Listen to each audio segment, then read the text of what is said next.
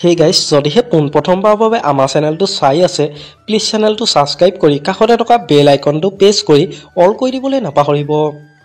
ৰেঙনি টিভিত সম্প্ৰচাৰিত হৈ থকা বেহাৰবাৰী আউটপোষ্ট ধাৰাবাহিকখনত ASI CRPF মেডাম গৰাকী আচলতে হয় কোন, ঘৰ ক'ত, কাৰ সৈতে প্ৰেমৰ সম্পৰ্কত আছে, এই সকলোবোৰ জানিব পাৰিব আজি এই ভিডিঅ'টোৰ মাধ্যমেৰে।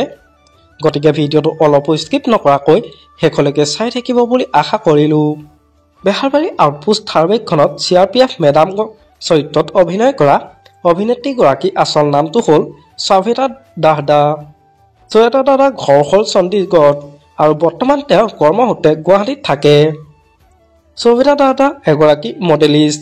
তেওঁ মিছেছ ইণ্ডিয়া 2022-23 বৰ্ষত বিজয়ী হৈছিল আৰু তেওঁ লগতে এগৰাকী ফিটনেছ কোচো। আপোনালোকে বাৰু বেহাৰবাৰী আউটপোষ্ট ধাৰাবাহিকখনত CRPF মেডামৰ অভিনয় চাই কেনেকুৱা পাইছে মোক এটা কমেণ্ট কৰি জনাবচোন। আমাৰ আজিৰ ভিডিঅ'টো আছিল ইমানেই। আজিলৈ বাই বাই।